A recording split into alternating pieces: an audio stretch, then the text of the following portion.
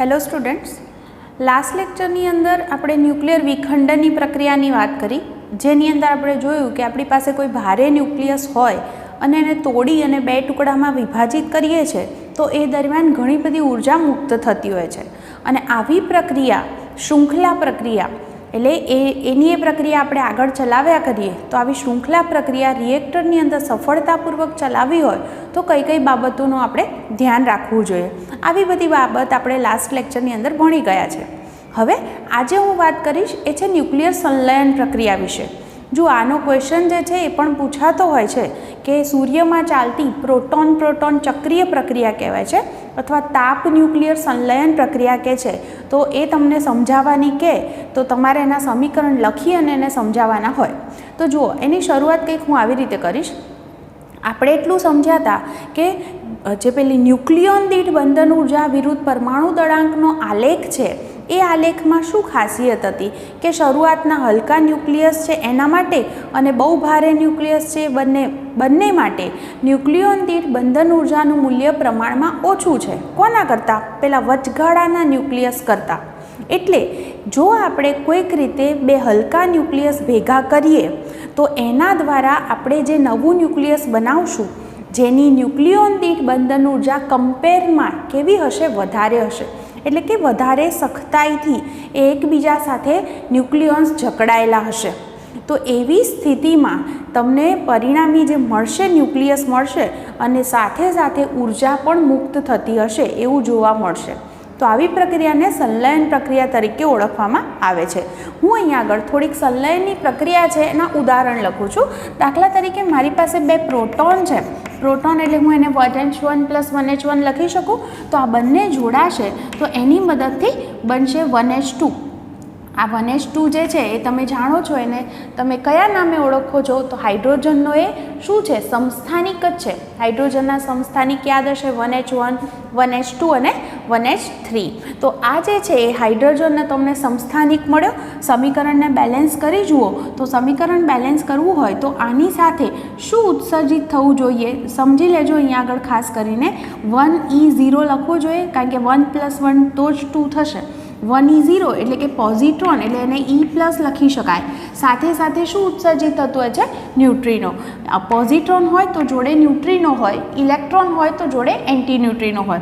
અને આવી પ્રક્રિયાની અંદર 0.42 MeV જેટલી ઉર્જા પણ મુક્ત થાય છે. એવું થવા પાછળનું કારણ એ છે કે આની જે ન્યુક્લિયોન દીઠ બંધન ઉર્જા છે એના કરતાં આની બંધન ઉર્જાનું મૂલ્ય કમ્પેરમાં વધારે છે. એટલે કે અહીંયા આગળ એને કારણે જે છે તફાવતને કારણે તમને આટલી જે ઉર્જા છે એ ઉર્જા મળતી હોય છે. બીજી પ્રક્રિયા લખું 1H2 એટલે તમે જાણો છો ડ્યુટેરોન. તો આવો જે ડ્યુટેરોન છે એક ડ્યુટેરોન બીજા ડ્યુટેરોન સાથે જોડાય તો એની મદદથી બનાવશે 2He3. 2He3 એટલે હિલિયમનું હલકું ન્યુક્લિયસ તરીકે આપણે એને ઓળખીએ છીએ. અને સમીકરણને મારે બેલેન્સ કરવું હોય તો હું અહીંયા ન્યુટ્રોન મૂકી શકું. જુઓ 0N1 તો સમીકરણ બેલેન્સ થઈ જશે. અને આવી પ્રક્રિયાની અંદર લગભગ 3.27 MeV જેટલી ઉર્જા છૂટી પડતી હોય છે. બીજી પાછી ડ્યુટેરોનની એક પ્રક્રિયા લખું કે 1H2 + 1H2. આ બંને જો એકબીજા સાથે જોડાય છે તો એની મદદથી બનાવે છે 1H3 પ્લસ. જુઓ સમીકરણ બેલેન્સ કરો. 1H1 મૂકવો પડશે તો જ અહીંયા આગળ સમીકરણ બેલેન્સ થશે. અને આવી પ્રક્રિયાની અંદર 4.03 MeV ઉર્જા છૂટી પડે છે. તો અહીંયા આગળ આપણે સંલયનની થોડીક પ્રક્રિયા લખી અને આ પ્રક્રિયાની અંદર આપણે જોઈએ છે કે કંઈક ઉર્જાઓ મુક્ત થાય છે. તો આનો અર્થ એવો થયો કે આપણે કોઈક રીતે જો એવું કરીએ કે આવા ન્યુક્લિયસોને હલકા ન્યુક્લિયસને ભેગા કરીએ તો એ દરમિયાન આપણને ઉર્જા મળી શકે. પણ એક વસ્તુ તમને વિચાર આવે છે, મેં જેમ કીધું કે અહીંયા મારે બે પ્રોટોન ભેગા કરવા છે. 1H1 એટલે બે પ્રોટોન થયા. તો વિચારો, બંને પ્રોટોન છે તો પ્રોટોન વચ્ચે બંને ધન વીજભાર ધરાવે છે એટલે કુલંબીય અપાકર્ષી બળ લાગે. એટલે એમને શું કરવું પડે? એ અપાકર્ષી બળનો સામનો કરી અને પછી જોડાવવું પડે. તો એમની પાસે એટલી ઉર્જા તો હોવી જોઈએ કે જેથી એ અપાકર્ષી બળનો સામનો કરી જાય.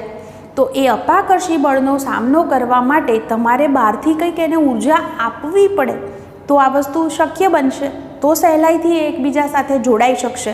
તો કેવી રીતે ખબર પડે કેટલી ઉર્જા આપવી પડે? તો એવું કહેવાય કે બે પ્રોટોન એકબીજા સાથે જોડાઈ શકે એના માટે એમની વચ્ચે જે લાગતું અપાકર્ષી બળ છે એ અપાકર્ષી બળને અનુરૂપ એની જે ઉર્જા છે લગભગ 400 ઇલેક્ટ્રોન વોલ્ટ. તો અહીંયા આગળ આટલી ઉર્જાની જરૂર છે. શેના માટે? ફરીથી કહું, બે પ્રોટોન વચ્ચે કુલંબીય અપાકર્ષી બળ લાગે છે. એમને શું કરવાનું છે? આ અપાકર્ષી બળનો સામનો કરી શકે એટલી ઉર્જાની જરૂર છે.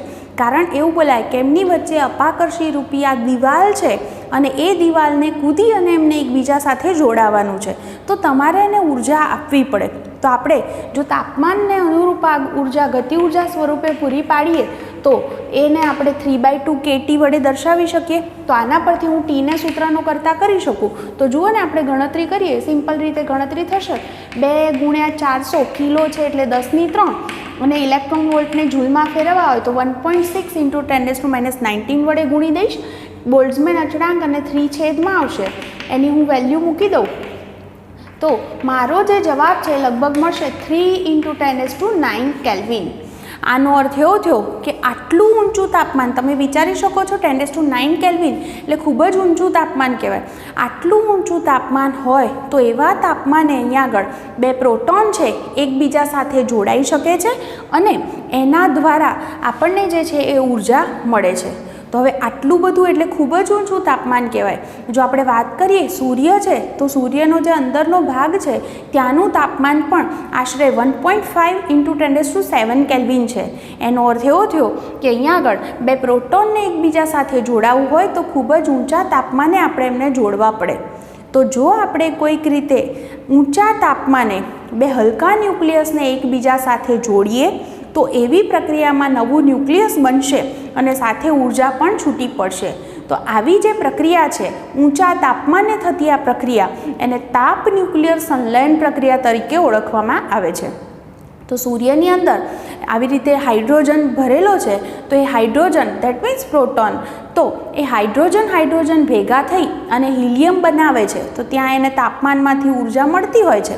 તો એ હિલિયમ બનવાની જે પ્રક્રિયા છે એને પ્રોટોન ચક્રીય પ્રક્રિયા તરીકે ઓળખવામાં આવે છે. તો હવે હું તમને એ ક્વેશ્ચન સમજાવું છું, પણ ફરીથી આટલી વસ્તુ કહી દઉં. આપણે આટલું સમજ્યા કે આપણી પાસે હલકા ન્યુક્લિયસ હતા, એમને આપણે ભેગા કર્યા અને નવું ન્યુક્લિયસ રચ્યું. તો આપણે અહીંયા આગળ 3 પ્રક્રિયા જોઈ, તો જેની અંદર આપણે જોયું કે ઉર્જા મુક્ત થાય છે. આવી પ્રક્રિયામાં એક વસ્તુ આપણે એક ઉદાહરણથી સમજ્યા કે માત્ર મારે બે પ્રોટોનને ભેગા કરવા છે તો બંને ધન વીજભારિત છે એટલે એમની વચ્ચે કુલંબીય અપાકર્ષી બળ લાગે છે. તો એમને મારે જોડવા હોય તો એમને અપાકર્ષી બળનો સામનો કરી શકે એટલી ઉર્જા આપવી પડે. તો હું તાપમાનને અનુરૂપ ઉર્જા આપું તો મારે કેટલું તાપમાન રાખવું પડે? 3 × 10⁹ કેલ્વિન, જે ખૂબ જ ઊંચું તાપમાન છે એમ કહી શકાય. એટલે આવી રીતે હલકા ન્યુક્લિયસ ઊંચા તાપમાને ભેગા થઈ અને નવું ન્યુક્લિયસ બનાવે અને ઉર્જા મુક્ત થાય તો એવી પ્રક્રિયાને તાપ ન્યુક્લિયર સંલયન પ્રક્રિયા તરીકે આપણે ઓળખીએ છીએ. તો હવે સૂર્યની અંદર જે આવી પ્રક્રિયા ચાલે છે એ પ્રક્રિયા જેને આપણે પ્રોટોન ચક્રીય પ્રક્રિયા પણ કહીશું. તો આવી પ્રક્રિયા જે છે એના વિશે હવે હું વાત કરું છું. તો ક્વેશ્ચન તમને આવી રીતે આવા ફોર્મમાં પણ પૂછી શકે કે પ્રોટોન ચક્રીય પ્રક્રિયા છે એ પ્રક્રિયાના સમીકરણ લખી અને સમજાવવાના હોય. તો જુઓ, પ્રોટોન એટલે એવું કહેવાય બે 1H1 ભેગા થશે તો પહેલી પ્રક્રિયા હમણાં આપણે વાત કરી હતી એવી જ રીતે 1H2 બનશે. સાથે શું ઉત્સર્જિત થાય? પોઝિટ્રોન હોય એટલે ન્યુટ્રિનો હોય જ અને જોડે 0.42 MeV જેટલી ઉર્જા છૂટી પડશે. ત્યાં આગળ અહીંયા આવો જે તમને પોઝિટ્રોન મળ્યો છે તો ત્યાં આગળ જુઓ તાપમાન છે એટલે આયનીકરણને કારણે ઇલેક્ટ્રોન્સ પણ મળતા હોય. તો એ પોઝિટ્રોન ઇલેક્ટ્રોન સાથે જોડાય તો બે ફોટોન ઉત્સર્જિત થશે. કેમ ફોટોન બન્યા? કારણ કે તમે વિદ્યુતભાર જુઓ, અહીંયા આગળ કોઈ કણ નહીં બની શકે. વિદ્યુતભાર 0 થઈ ગયો, જોઈ શકો છો તમે અહીંયા આગળ. તો એનો અર્થ એવો થયો કે ત્યાં ઉર્જા મુક્ત થશે ફોટોન સ્વરૂપે. તો બે ફોટોન મળશે અને 1.02 MeV જેટલી ઉર્જા પણ છૂટી પડશે.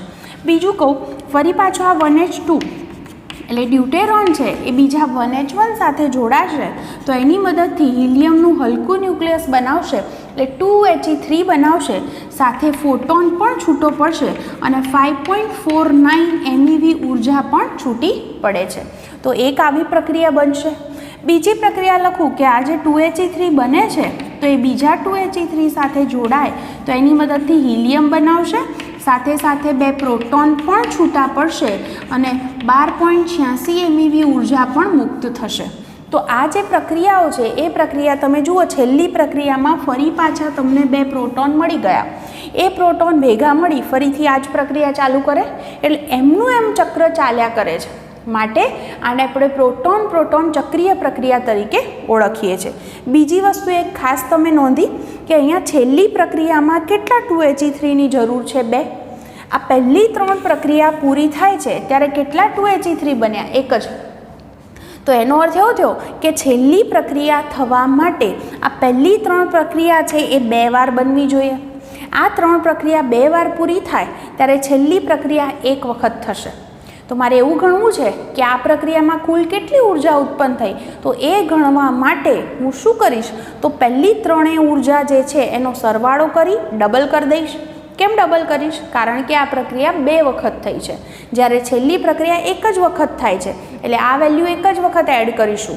તો આના દ્વારા આ પ્રક્રિયાની અંદર ઉત્પન્ન થતી કુલ ઉર્જા તમને મળશે 26.7 MeV। એનો અર્થ એવો થયો કે સૂર્યમાં આવી જે પ્રોટોન પ્રોટોન ચક્રીય પ્રક્રિયા ચાલે છે જેને કારણે આટલી જે છે એ ઉર્જા તમને મળે છે। 26.7 મેગા ઇલેક્ટ્રોન વોલ્ટ એ એક આવી ચક્રીય પ્રક્રિયા દરમિયાન મળશે।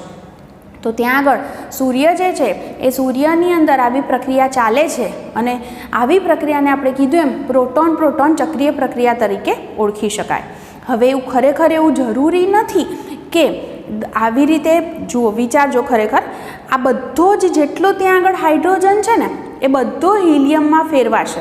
આવું આપણે માનીએ છીએ કે બધો જ હાઇડ્રોજન છે એ બધો હિલિયમમાં ફેરવાઈ જશે। ત્યારબાદ સૂર્ય જે છે એ સૂર્ય ઠંડો પડવા લાગશે અને ગુરુત્વાકર્ષણને કારણે એનું સંકોચન શરૂ થશે। સંકોચન શરૂ થાય પછી અંદરના ભાગનું તાપમાન લગભગ 10⁸ કેલ્વિન જેટલું વધી જશે। તાપમાન વધી જાય એટલે ફરી પાછું તાપમાનને કારણે શું થાય? સંલયન પ્રક્રિયા ચાલુ થાય। તો જે હિલિયમ છે એ હિલિયમના ન્યુક્લિયસ પાછા કાર્બનમાં ફેરવાશે। તો આવી રીતે ધીરે ધીરે તમને વધારે દળાંકવાળા ન્યુક્લિયસ મળી શકે। પણ જે આપણે આપણા જે ગ્રાફમાં જે ટોચ ઉપર જે ન્યુક્લિયસ જોયા હતા એનાથી વધારે દળાંકવાળા ન્યુક્લિયસ ત્યાં બને એવું શક્ય નથી। તો આવી આખી જે પ્રક્રિયા છે એ ધીરે ધીરે ચાલ્યા કરશે એવું માનવામાં આવે છે। અત્યારે હાલ જે છે એ સૂર્ય જે છે એ હાઇડ્રોજન જેટલો એની અંદર છે એ બધો હિલિયમમાં ફેરવાઈ જાય એના માટે હજી કરોડો વર્ષો લાગશે અને પછી જે સૂર્ય છે એ પોતાની રેડ જાયન્ટ સ્થિતિમાં આવી જશે એવું માનવામાં આવે છે। તો આ રીતે આપણે જે છે એ પ્રોટોન પ્રોટોન ચક્રીય પ્રક્રિયા અહીંયા આગળ તમે સમજી ગયા હશો। એના સમીકરણ ખાસ લખવાના હોય અને તમારે દરેક વિષય અહીંયા સમજાવવાનું કે અહીંયા આગળ આ પ્રક્રિયાની અંદર 4 હાઇડ્રોજન ભેગા થાય ત્યારે એક હિલિયમ બને છે અને આટલી ઉર્જા મુક્ત થતી હોય છે। જોડે જોડે તમે જોયું અહીંયા આગળ 3 ને 2 વખત પ્રક્રિયા ગણો તો 6 ફોટોન પણ મુક્ત થાય છે। તો આવી પ્રક્રિયા જે છે એ આપણે સમજાવી શકીએ। તો અહીંયા આગળ આટલી વસ્તુ અને બીજી એક વધારાની વસ્તુ હું કહી દઉં કે આવી જે પ્રક્રિયા છે કૃત્રિમ રીતે આપણે અહીંયા આગળ કરાવવી હોય તો તમે વિચારો 10⁸ કેલ્વિનને એવું જો તાપમાન આપણે ગોઠવવું પડે તો એ બહુ તાપમાન ઊંચું તાપમાન કહેવાય અને એ ઊંચા તાપમાને આપણે જે પ્લાઝમા જે છે એ પ્લાઝમાને જો આવા ઊંચા તાપમાને એના પરથી આપણે ઉર્જા મેળવવા માટે, પાવર મેળવવા માટે અત્યારે હાલ પ્રયત્નો કરી રહ્યા છે। પણ તમે એક ઇમેજિન કરી શકો કે એવું સાધન બનાવવું બહુ અઘરું છે જે આટલું ઊંચું તાપમાન સહન કરી શકે। પણ હજી પણ આપણા પ્રયત્નો ચાલુ જ છે કે કોઈક રીતે આપણે આવી સંલયનની પ્રક્રિયા જે છે એ કૃત્રિમ રીતે અહીંયા આગળ કરાવી શકીએ અને જેથી કરી અને ઉર્જા મેળવી શકીએ। તો અહીંયા આગળ આટલી વસ્તુ જે હતી એ મેં તાપ ન્યુક્લિયર સંલયન પ્રક્રિયા વિશે કીધી। હવે નેક્સ્ટ જે છે એ હવે હું વાત કરીશ અને એ છે આપણું જે ઉદાહરણ છે એ ઉદાહરણ છે 13.7 વિશે। શું કહે છે આપણું ઉદાહરણ? એમ કીધું છે 3 ક્વેશ્ચન કીધા છે। પહેલામાં એમ કહે છે ન્યુક્લિયર પ્રક્રિયાના સમીકરણ જે અર્થમાં રાસાયણિક સમીકરણ સમતોલે છે તે અર્થમાં સમતોલે છે ખરા? જો આમ ન હોય તો કયા અર્થમાં તેઓ એકબીજાને સમતોલે છે? તમે જુઓ અહીંયા આગળ આપણને એક રાસાયણિક પ્રક્રિયાનું ઉદાહરણ આપ્યું છે કે 2H2 + O2 = 2H2O।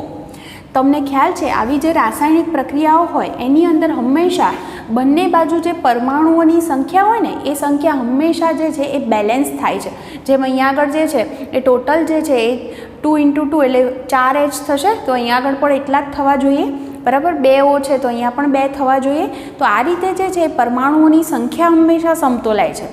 જ્યારે ન્યુક્લિયર પ્રક્રિયાઓ થતી હોય છે તો એ ન્યુક્લિયર પ્રક્રિયાઓની અંદર આપણે જોયું હતું પરમાણુ ક્રમાંકનો સરવાળો પ્રક્રિયા પહેલાં હોય એટલો જ પ્રક્રિયા પછી હોય છે, અને પરમાણુ દળાંકનો પણ સરવાળો પ્રક્રિયા પહેલાં હોય એટલો જ પ્રક્રિયા પછી હોય છે. એટલે કે કોની સંખ્યા સમતોલાય છે? તો પ્રોટોન અને ન્યુટ્રોનની સંખ્યાનું ત્યાં સમતોલન થતું હોય છે. તો આ બંને વચ્ચે તફાવત છે.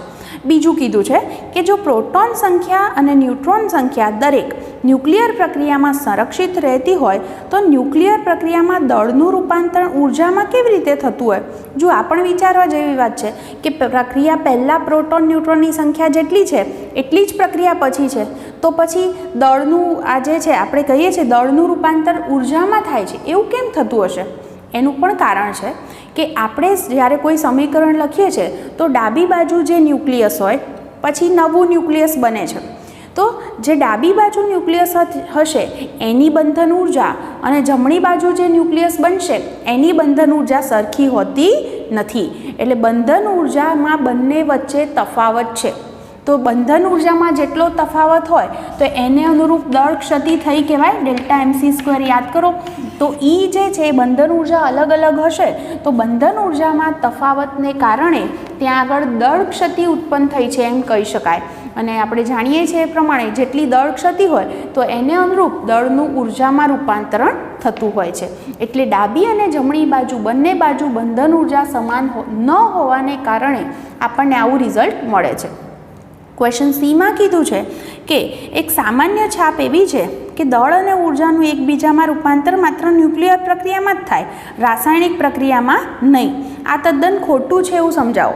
જો આપણે કોઈ પણ રાસાયણિક આવી પ્રક્રિયા જોઈએ ને તો એની અંદર પણ જો વાસ્તવિક રીતે જોવા જઈએ તો દળ ક્ષતિ થતી હોય છે, પણ એ દળ ક્ષતિ એટલી બધી નાની છે કે એને અનુરૂપ જે આપણને ઉર્જા મળે છે એ ઉર્જા મળે ખરી પણ એ મૂલ્ય ખૂબ જ નાનું છે.